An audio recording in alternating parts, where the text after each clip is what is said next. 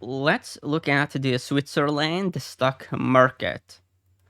Okay, so first off, read this disclaimer carefully. So here we have Switzerland. It's 33-ish% from the 52-week low, relatively close here to the highs. So here is the weekly data points, the chart, and we do see that there's a big rally in development. So yeah, the bulls are definitively in control. This one is relatively interesting now because the bulls might have pushed it a bit too far. Here are the dailies, very strong rally, great if you are a current bull, but not necessarily a great place to enter new positions. So looking at the weekly RSI, we are relatively high. There's been a few instances in the past where we went higher, so that is possible. Looking at the MACD, though, we are very extreme. There's abnormal momentum. Looking at the 20-week PPO in purple, the green 50-week in green. This is really high on the weeklies. On the dailies, extremely high. So basically, there's a pretty decent possibility that we will see a correction from these levels. This is really getting pretty lofty. So that's the basic thing here. The bulls are in control. They have made a big move, but this is really getting out of hand. That doesn't mean it's going to crash. Okay, I'm not saying that. I'm saying that it's very due a correction based on the technicals. And if it's due for a correction, then it's more interesting to short than to be long. And that is the question you always have to ask yourself when considering an investment is that, okay, what does make most sense? Should I be long or short? In this case, overbought. We just really are overbought here across all kinds of metrics. So I will give the technicals a -8. So that means that given the data we have on this ETF, this level of overbought is usually favorable to the bears. There's been times in the past where we went even higher without a correction, but that is way more rare. So yeah, most likely we will see a pullback. Next, we look at the seasonality. So looking at the seasonality here, you see that we had this momentum run here to the left, aligning with price action itself. So the seasonality has played itself out. We usually see some weakness, as you can see, into early May before another rally here from the bulls, which corroborates the idea that we will see a correction. This is April. So far, we have a 6% gain for April. That is one of the best Aprils we have had going back to 2004. We did have a better April here in 2011, but then you see here that May was mediocre, and actually June, July, August, and September were very weak. 666 on 2009, but that was after, though, a big bear market, so the context was very different. Then you had 2007, 2006. Those Aprils were really strong. The following month, May, was very weak for 2006, and for May was now for April in 2007, May, June, July, and August were weak. As such, the data we do have on the seasonality of the Switzerland ETF definitively corroborates the idea that we are very much due a pullback. So -7 here in favor of the bears. The data is pretty clear. That doesn't mean it's inconceivable that we will go higher. It's a question of, should I trade based on the data we have or not? So the odds here are just pushing us in a more bearish direction. Let's look at the fundamentals, and we are comparing the Switzerland ETF with the S&P 500, which represents America. Okay, looking at year-to-date performance, Switzerland is beating the S&P 500, 13.6% versus 8. Beta is actually a bit lower than America, 73 versus 100. The yield, 1.8% versus 1.6. So, and also price earnings here, 21 here and for Switzerland and 18-ish for America. Looking at holdings, you do see health tech is pretty high on Switzerland. Consumer non-durables also pretty high. Finance high. More even distribution between the sectors in America. So As we saw, the Switzerland ETF is much higher than America when it comes to price earnings. It also has outperformed substantially so far this year, and in terms of stock market indexes, this outperformance is actually quite meaningful.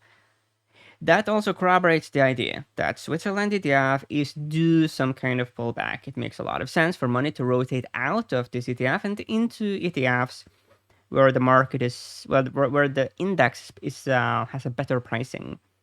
So fundamentals, yeah, let me give it 6 here in favor of the bears.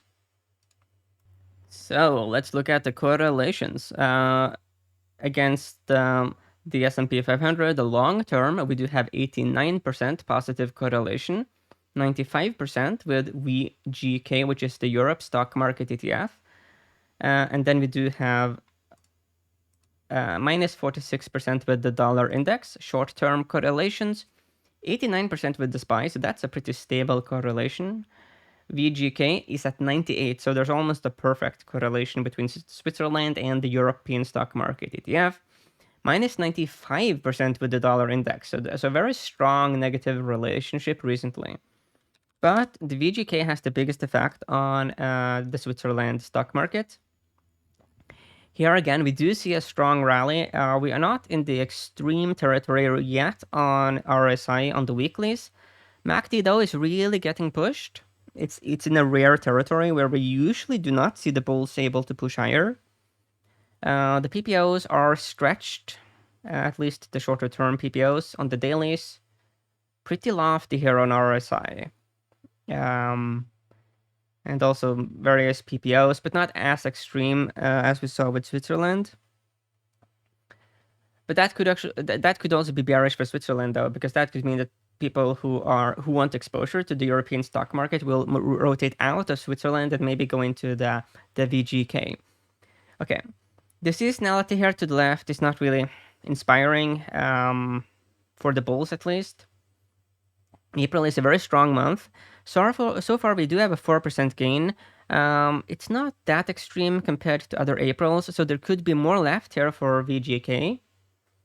But that could also, be potentially a bit of an issue for Switzerland because it means that it actually makes sense based on seasonality to rotate out of Switzerland and then move into the VGK if you want that continued exposure to Europe. Okay.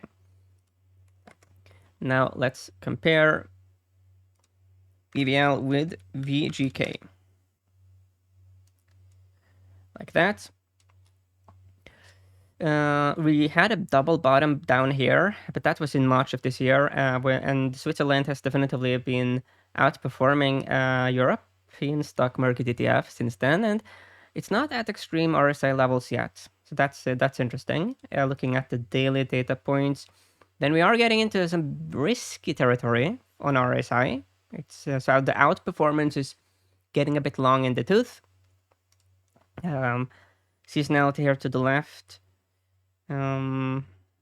Generally speaking, we do see that Switzerland has a bit of a tendency to outperform. Looking in the table view, April 2% so far, and 2%, it is the best April in this data set, meaning we don't have any right, quote unquote, to expect more outperformance for Switzerland in April, because it literally is the best April. So the odds they just build and continue to favor a more bearish trade. Okay, so we looked at relative performance, and I do think that it corroborates the other bearish data points we found. We end up with a minus 6.8 in favor of the bears here for this ETF. We are definitively overbought. As an entry signal and stop loss, overbought is a bit of an obscure signal. Then again, we did have quite a bit of seasonality data that gave us a bit more specific metrics about when we expect the pullback to happen. But as always, you do want to have a stop position if you go short, because obviously if for some reason this is like the big move for Switzerland for some reason, then of course that could be bullish. Switzerland is of course a country that's very infamous for being also a place where money can flow into for safety, especially when there's times when there's turmoil. So that is a possibility which could be bullish for the market, but it could also be from a contrarian perspective that is what we actually have seen. There is a global conflict now. This stock market has seen a massive inflow of money. So if you want to be like a big brain genius and move into Switzerland to do that, you might be late in doing that. Okay, so we do have some time left. So let's just look at some different stocks that I find interesting. Given that the topic is Switzerland, money, Goldman Sachs is also a place where money, well, big money feels more safe. Actually, so we do have a move here for Goldman. Let me draw it in. It's a bit of a potentially ominous move, a shoulder ahead, and this could be a right shoulder. That's a bearish pattern. So let's look at the seasonality for this one. The seasonality suggests to the left here, maybe the right shoulder will begin to form here going into May, April. So April is, yeah, it's a messy month. You see that there's been periods where it's been very red, but it can also be very green. But you see here that May and June, looking at the sums here, they are actually some of the weakest months. So that is not really, well, that is good if you look for the head and shoulders to be a bit of a bearish trade for Goldman. Let's look at the valuation. Yeah, so looking at price book in blue and price to sales in copper, and also price earnings in green, it's not really that overbought yet, however. Now let's look at forecasts. Yeah, the price targets are bullish though. Yeah, analyst ratings are also really bullish. So there's that. But that could also just help the right shoulder form better. This is very much head and shoulders though in development. Okay, so we looked at the Switzerland ETF. We looked at Goldman Sachs, and overall, I do think that there's a pretty clear bearish cloud on the horizon. We have seen a lot of big moves. So you do have the saying as well, sell in May and go away. And especially when the context corroborates these kinds of slogans, then I think there's reason to also adjust a bit here. But yeah, interesting stuff. To get more data, you can go to diamondarm.com. And if you want to learn about AI, then you can go to workening.com. I am working on that website, going to make some courses. I'm planning to have a system where people who subscribe to the Diamond Arm thing do get some benefits when it comes to workening. But yeah, I'm deep diving also really big time into AI at the moment, and there's a lot of interesting stuff there that will happen when it comes to financial, to invest. I'm not a big fan of robot trading. I don't believe in that, but I think that the great thing about AI is that it will enable you to find deeper patterns in the data. And I'm not talking about like a head and shoulders. I'm talking about like a stock that's undervalued based on some metric that very few people will look at, but the type of metric that eventually will just bubble up to the top. I think those are the best opportunities. The same thing with seasonality, to find very interesting seasonal patterns that are like contingent on some X factor. So if you have the X factor, then that seasonal pattern will play itself out very bigly. I think those are the best opportunities for AI.